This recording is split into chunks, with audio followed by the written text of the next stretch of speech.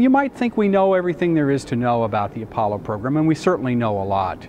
But there's some fascinating things about it that I think are yet to be looked at.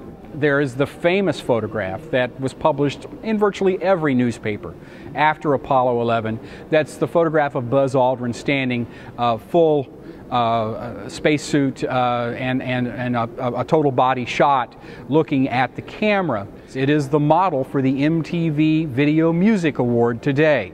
Lots of people talk about spin-offs from spaceflight as things that we see about us all the time that wouldn't exist if we didn't fly in space. A lot of those get tied into the Apollo program, and the classic example of those is Tang and Teflon, neither of which were developed for the Apollo program. Both were existing products that had very real uses in Apollo, but were not necessarily created for that purpose. One of the really interesting things about the lunar module is how unique it is. Of all of the space vehicles that have ever been built, it is undoubtedly the most unique because it was designed to operate in regions and realms that cannot really be tested here on Earth.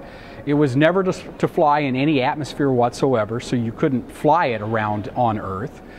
It was built so light because of the weight limitations that it really would buckle of its own weight if it did not have supports while here under Earth gravity. Worked fine on the moon with 1/6 gravity and obviously in a weightless environment in space, but when you put it on Earth it was not particularly effective.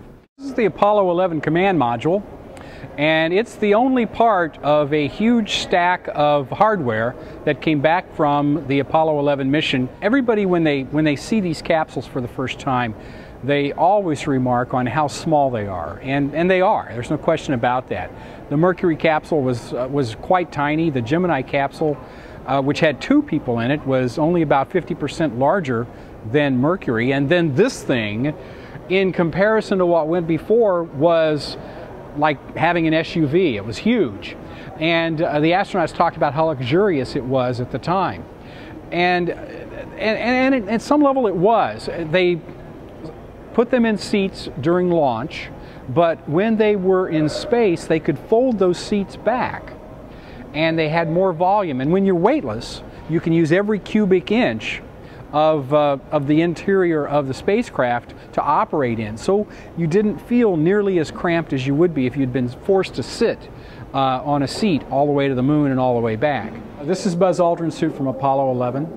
These spacesuits were built for a very short, hard life, and trying to maintain them now more than 40 years after they were used to go to the moon has become an interesting challenge. Look at the flag on the sleeve. It's starting to fade.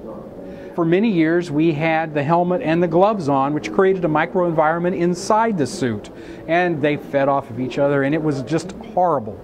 Now we've removed the helmet and the gloves to try to create a flow. We've put inert materials inside to stand it up so that will not interact with it. But it's an ongoing struggle to ensure that these are properly preserved indefinitely into the future. The things that I would most like to collect, that are the coolest things that I want, it would be everything at Tranquility Base. That's currently on the moon. And this gives you a sense of that kind of stuff. There wasn't a lunar rover at Tranquility Base, but there is at the landing sites for Apollo 15, 16, and 17. But they put out all of these various types of experiments. I would like to collect all that. I would like to collect the other things that were tossed overboard as the astronauts, anything that they did not need to take back with them, they left on the surface.